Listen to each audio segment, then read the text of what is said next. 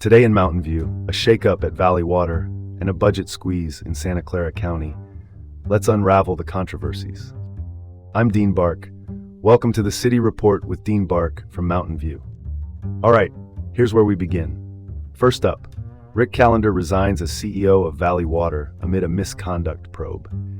Now, this isn't just any resignation, folks. Callender's stepping down effective March 1st, 2026, after a year-long investigation into some pretty serious allegations, primarily sexual harassment.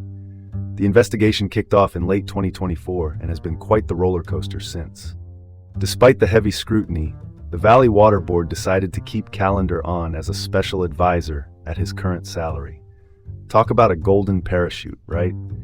Director Rebecca Eisenberg wasn't too thrilled about that decision, and honestly, who can blame her? Critics are up in arms about the secrecy of the whole ordeal and the apparent waste of ratepayer funds. What makes this even more interesting is Callender's role as president of the NAACP of California-Hawaii State Conferences. That adds a whole other layer of public interest to this saga. The board's decision to retain him hints at some legal or contractual complexities. But let's call it like it is. Retaining Callender as an advisor seems like a costly move that doesn't sit well with public accountability. Moving on, Santa Clara County is facing a whopping $100 million deficit, and it's hitting mental health services hard. Now, why the deficit, you ask?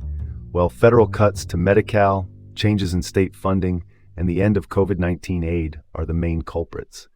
It's a financial storm that's forcing a reevaluation of the county's mental health programs. County Executive James Williams says they're committed to sustaining critical behavioral health programs despite the challenges. But here's the kicker. Proposition 1 shifted funding priorities, making it tough for the county to be flexible with its spending. The state mandates are now focusing more on acute care than preventive services. This shift from preventative to acute care could worsen long-term public health outcomes.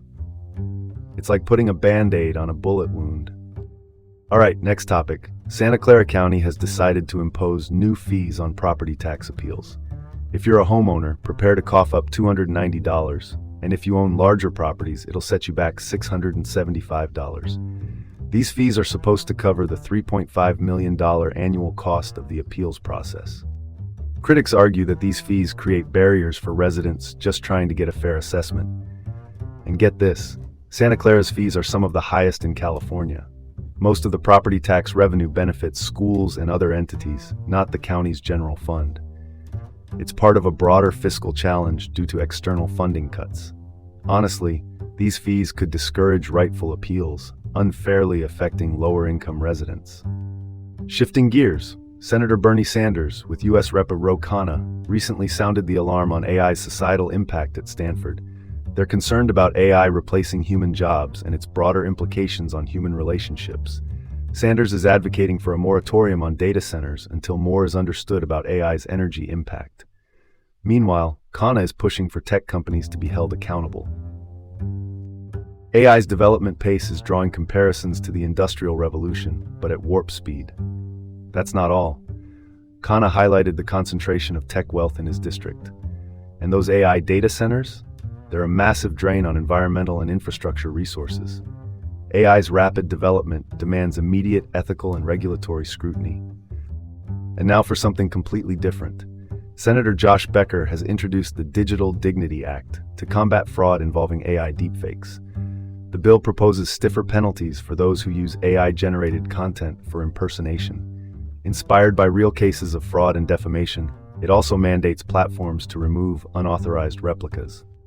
This legislation is addressing rising concerns over AI misuse, and it's about time for stronger regulatory frameworks to protect individuals. Call it like it is. This bill is a necessary step to safeguard digital identities in an AI-driven world. That's the City Report with Dean Bark from Mountain View. Keep informed and join us again tomorrow.